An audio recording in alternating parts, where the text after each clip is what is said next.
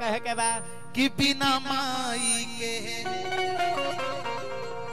बेटा अधूरा बा। बबुल बो बिना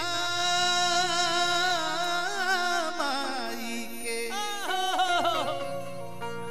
बेटा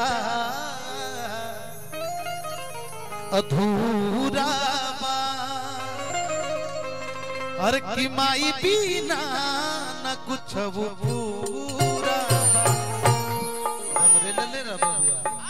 रेले कैसे कहे के बा आओ देखा साड़ू भाई कि सारा नाता छोड़ के सढ़ू हुआ ना खाती मारता।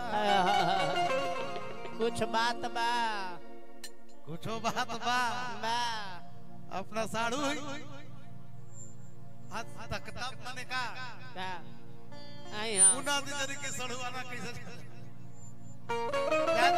लेकिन कहे के नहीं के अब देखा कि उनके चरण में बासल बाबा अरे कि काशी मथुरा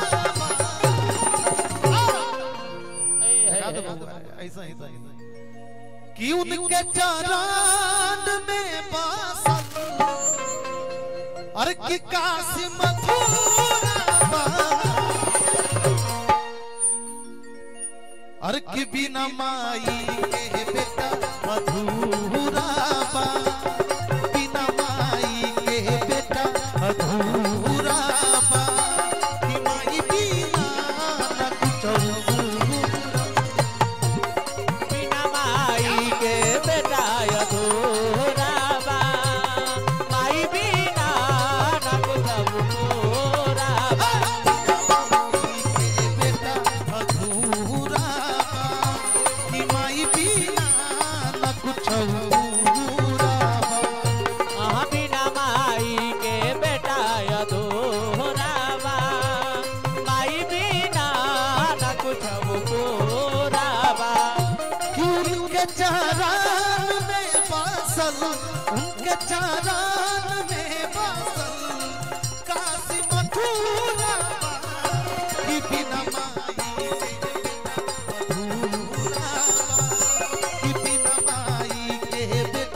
अधूरा बा। कि माई भी बिना माई के बेटा अधूरा बा। माई बिना पूरा बा। बिना माई के बेटा अधूरा कि माई बिना न कुछ पूरा। बिना माई के बेटा अधूरा बा। माई बिना ए माई हई बेटा बा तोहार। ए माई हई बेटा बा तोहार। करे पुकार के आई दुआर पे करे पुकार के आई दुआर पे हमनी पर फेरी ना नजरिया।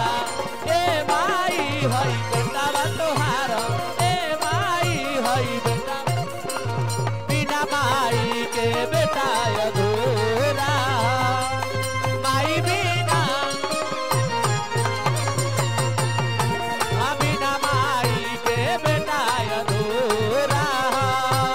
माई बिना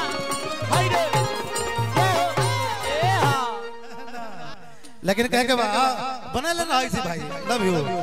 अरे की है बतिया के चारों वेद कहे बतिया के वेद कहे कि माई बेटा में नाही भेद रहे।